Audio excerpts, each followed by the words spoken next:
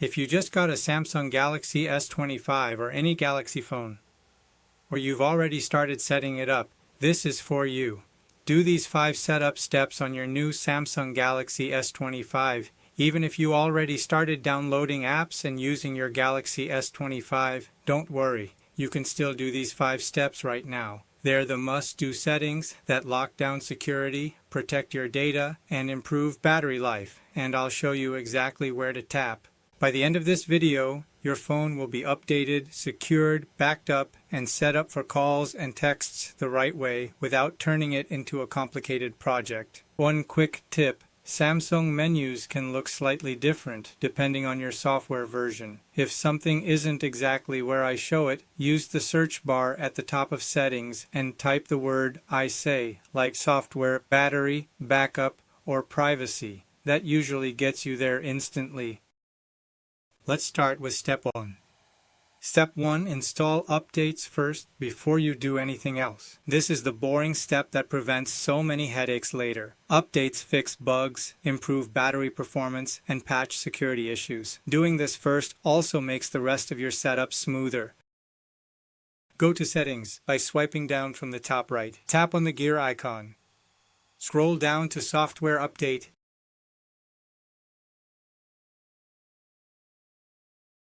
Tap Download and install. If an update is available, install it. Your phone may restart. That's normal.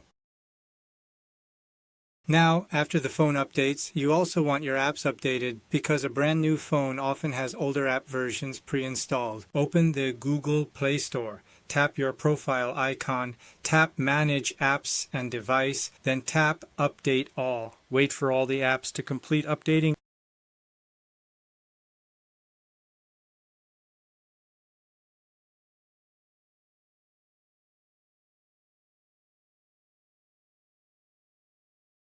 Open the Galaxy Store and update everything there too. Samsung apps update through the Galaxy Store, so don't skip this one. Tap on Menu, then Updates.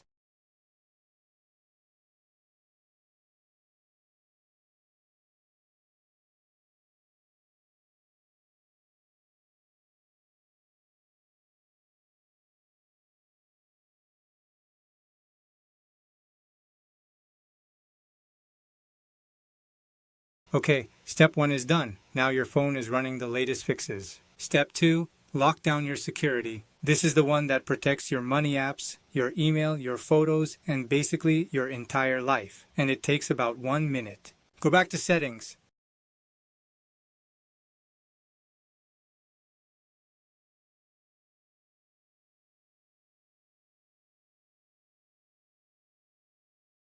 Tap Security and Privacy. First, set a strong screen lock. Tap Screen Lock Type. Choose PIN. Enter it twice when prompted. I recommend a PIN instead of a simple pattern because it's harder for someone to guess by watching your finger movement. Pick something you can remember but not 1, 2, 3, 4 or your birthday. Now add Fingerprint and follow the on-screen instructions. Go to Fingerprints and register at least 1 finger, preferably 2. Then turn on Face Unlock if you want the convenience, but I still recommend Fingerprint plus PIN as your main security.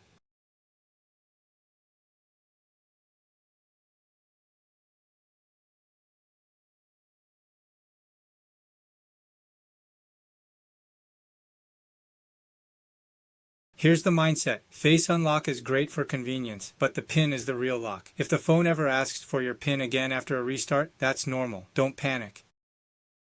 Next, make sure you have a simple way to see security warnings. In Security and Privacy, look for a section that shows Protection Status or Security Recommendations. If it flags something, fix it early instead of later. Let's see if there are security recommendations from my phone. Go to Settings, Security and Privacy. Here you will get notifications of any updates that's needed. In my case, a software update is needed. I just tap on the notification and let it do its thing.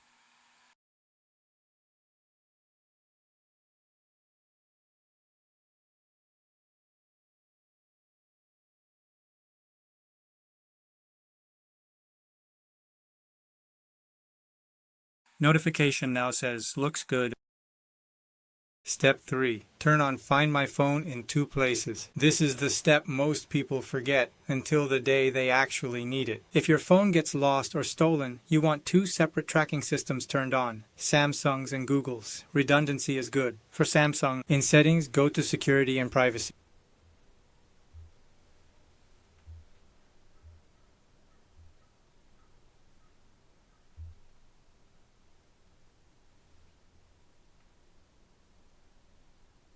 Tap on Lost Device Protection.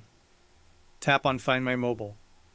Depending on your preferences, you can choose Allow this phone to be found, Send last location, and or offline finding. Turn it on. It may ask you to sign into your Samsung account. Do that. Then allow location access when prompted. Now turn on Google's Find My Device. First turn on location. Swipe down from the top right. Tap on the gear icon to get into settings. Scroll down to location and enable it. Now scroll down to Google, tap on All Services, scroll down to Find Hub, and enable Allow Device to be located. Step 4. Set up backups. Today I'm going to show you the 2 easiest ways to back up your Samsung phone so if it ever gets lost, stolen, or you need to reset it, you don't lose your important stuff. Quick note before we start. There isn't just one backup on Android. On Samsung phones, you typically use Samsung Cloud Backup for a lot of Samsung stuff. Google Backup for Android device data, an optional computer backup using Smart Switch, but we won't do this option in this video. Let's do 2 options on the phone one by one. First, we'll back up with Samsung Cloud. On your phone, open Settings, scroll down,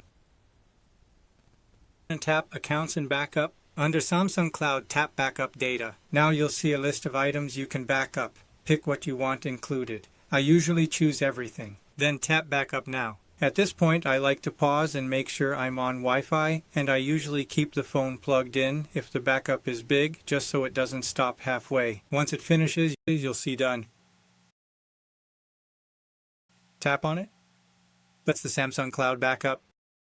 Next, let's do Google Backup. This is the Android side. Go back to Accounts and Backup. Now tap Backup Data under the heading Google Drive. You should now be on a screen with a big green button that says Backup Now. Before you tap it, look at backup details. First, tap Photos and Videos and make sure it's included the way you want. Then go back and tap Other Device Data to confirm the rest of your phone data is included. Tap on Backup Now.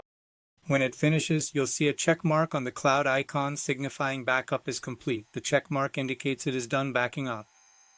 Your data is automatically backed up to your Google account when it is idle. This helps save things like device settings and some app data so you can restore them later if needed. And if you want automatic backups, keep that Google Backup turned on. Step 5. Set up calls, texts, battery, and privacy in the smart default way.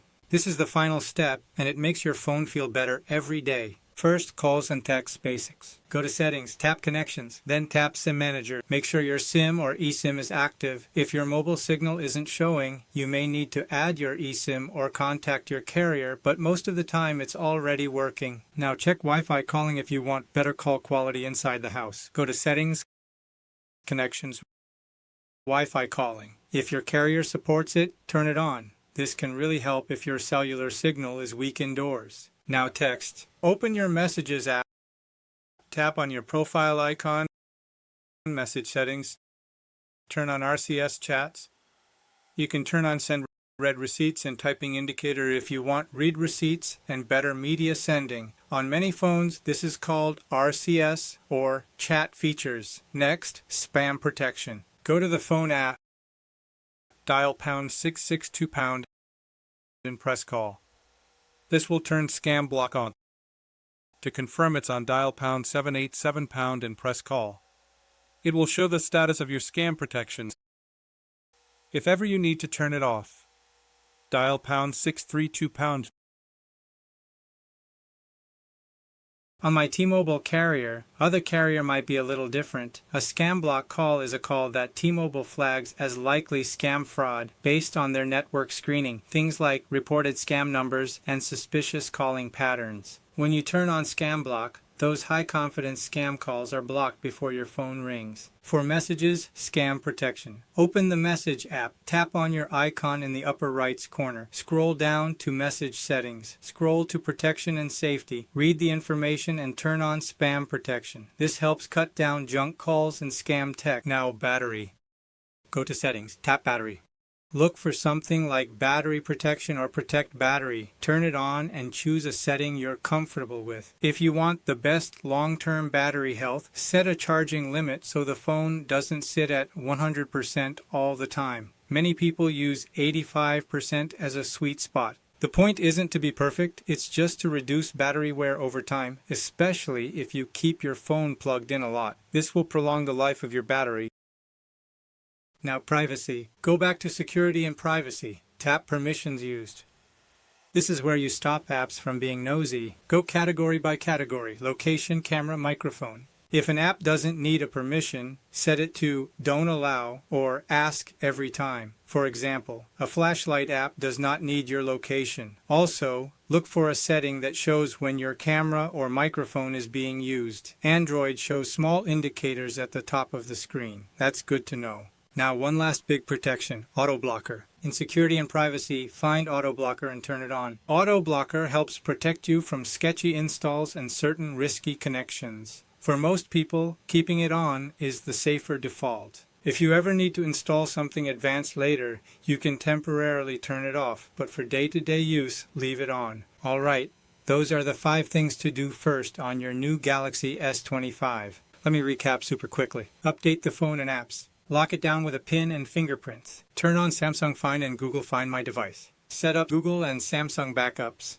Then tune calls, spam protection, battery protection, permissions, and auto blocker. If you want, in the next video, I can show the next 5 settings that make the phone feel faster and cleaner, like removing bloat, organizing the home screen, and the best camera settings for beginners. Thanks for watching, and I'll see you in the next one. Before we dive on, help me reach more learners. I'm a new creator, so I'd really appreciate it if you'd subscribe. Tap like and hit the notification bell. I'd love your feedback in the comments. It helps me know what to improve and what videos to make next for you. It's free, and it really helps this reach more people. You'll find subscribe, like, the notification bell, and the comment section right below this video.